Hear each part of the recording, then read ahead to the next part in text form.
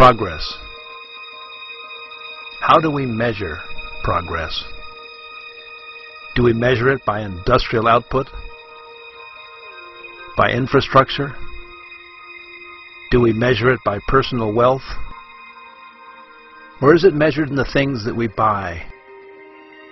Or financial formulas like gross domestic product, per capita income, fiscal surpluses, or trade balances?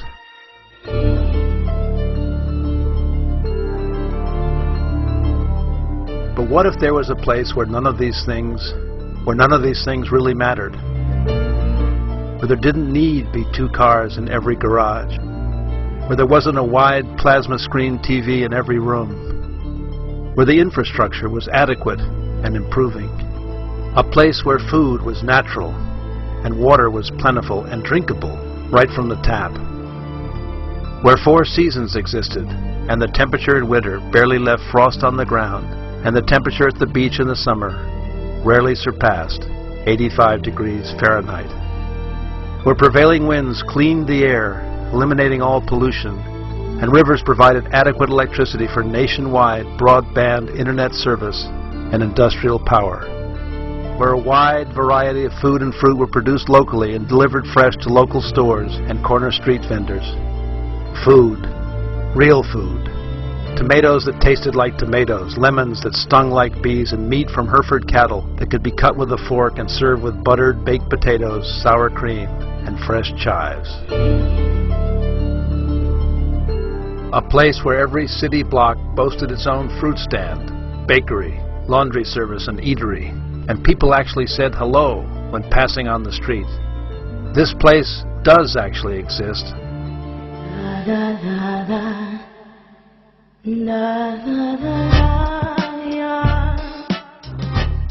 And it's called Uruguay. It's located on the Atlantic coast of South America, tucked between Argentina to the south and Brazil to the north.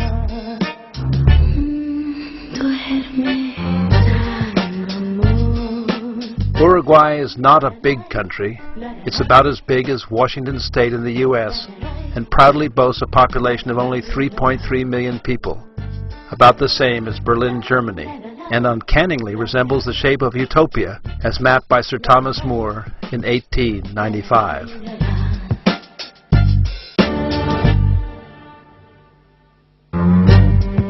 Although a small country, Uruguay has one of the lowest population densities in the world, with only 19 people per square kilometer.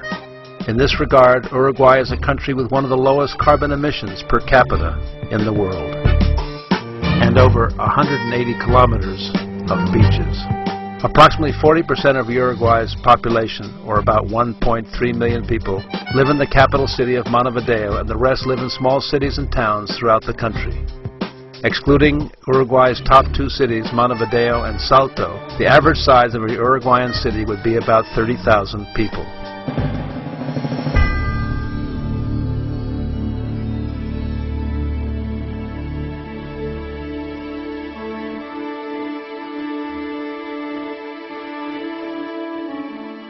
There's nothing really special about Uruguay. It doesn't have the big mountain ranges like Chile, Bolivia, Peru, and Colombia. And although on the Atlantic Ocean, Uruguay doesn't have any big waves for surfing like Hawaii's Waimea or Peru's Pico Alto. It doesn't have any big movie stars like Mexico's Cantinflas or Hollywood's Latin lovers, Anthony Quinn or Rudolph Valentino. Its neighbor to the north, Brazil, has a landmass and economy almost 50 times that of Uruguay. While Argentina, its neighbor to the south, plays the role of big brother, sharing a language, European bloodlines, and the romantic folklore of the gaucho. On the contrary, Uruguay is the smallest Hispanic country in South America.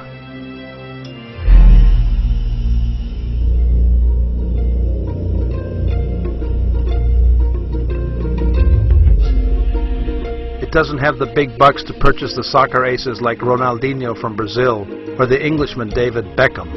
Although, in 1950, Uruguay did stun the world by a come-from-behind victory, defeating Brazil in the finals of the World Cup, an event remembered to this day as the Maracanazo, a feat still talked about by the elderly, mate-sipping fans that were there.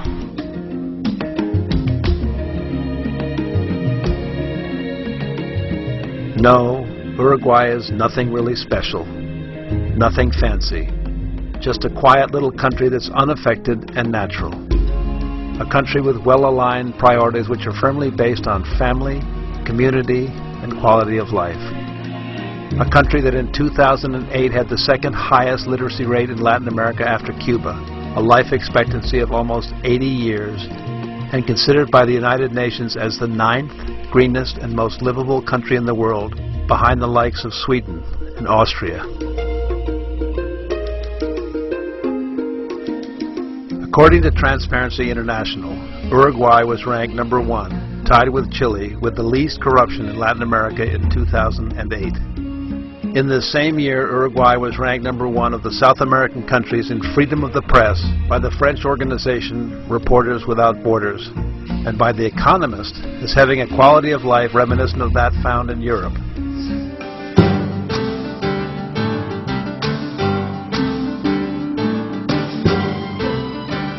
Uruguay is an agriculturally based country with beef cattle generating over $1 billion a year in exports, principally to Europe. While Uruguay has only a $10,800 per capita income based on a $37 billion gross domestic product, it has the highest cattle per capita in the world with over 12 million head of principally Hereford stock. That means there's 3.8 cows for every Uruguayan citizen. In addition, Uruguay reports almost 11 million head of sheep in 2008 and is the 5th largest exporter of apparel wool after Australia, New Zealand, Argentina, and South Africa respectively.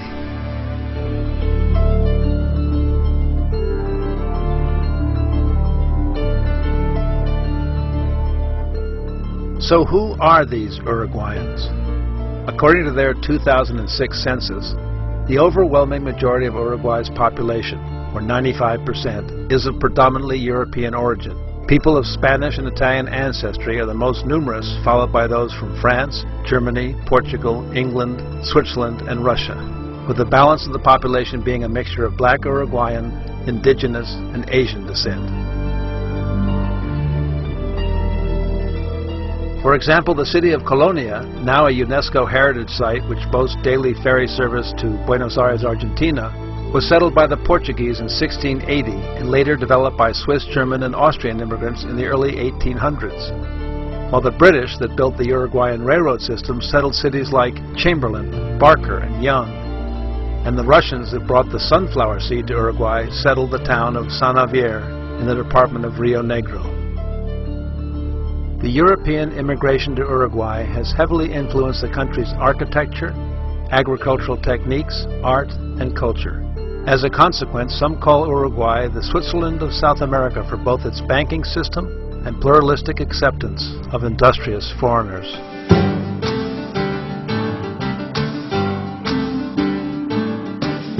Okay, so Uruguay is civilized, green, most livable, and enjoys a wonderfully temperate climate in the southern hemisphere.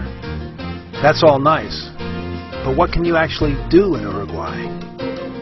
Well, if you like the outdoors, maybe you'd like some horseback riding. Available every spring in the cattle country of Tacuarembó in the center of Uruguay.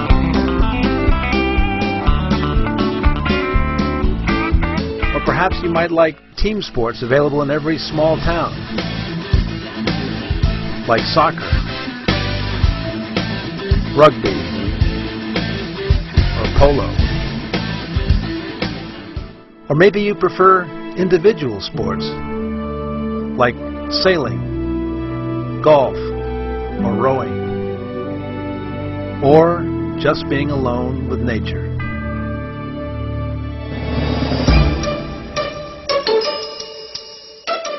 Perhaps you just want to relax and enjoy a night on the town. Well, here you can enjoy one of Uruguay's casinos, restaurants, or enjoy opera at the Teatro Solís, or a musical production presented every summer in the National Stadium. Oh, and if you want to know a secret, the dance of the tango, made famous by Argentine immigrants of Buenos Aires, was actually derived from the Cuban milonga and habanera music in Montevideo in the year 1890.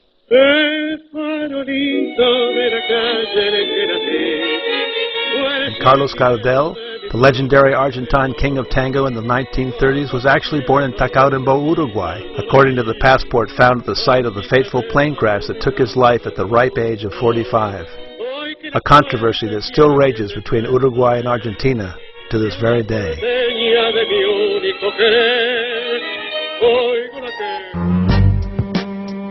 But putting petty rivalries aside, Uruguay quietly enjoys the comforts of a community in harmony, a lifestyle that stresses literature, reading, and a poignant debate over a cup of coffee or cortado at any one of Montevideo's legendary boliches. Besides politics, to be a true Uruguayan, it is imperative that you become a soccer fan and swear loyalty to either Club Nacional or Club Peñarol. In any case, in Uruguay you are accepted for who you are rather than what car you drive.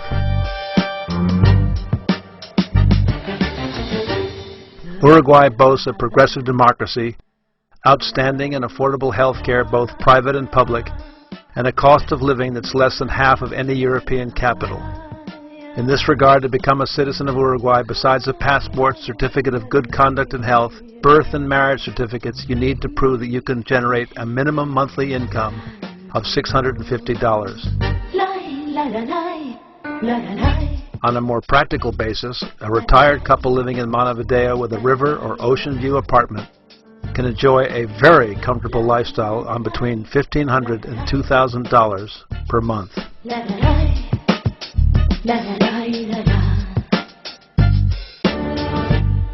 So there you have it, Uruguay. Nothing fancy, no earth-shattering headlines, no topographic wonders, no strategic raw materials, nor wars, nor conflicts. Just centuries of history, some rivers, and a people where basic courtesy and respect abound.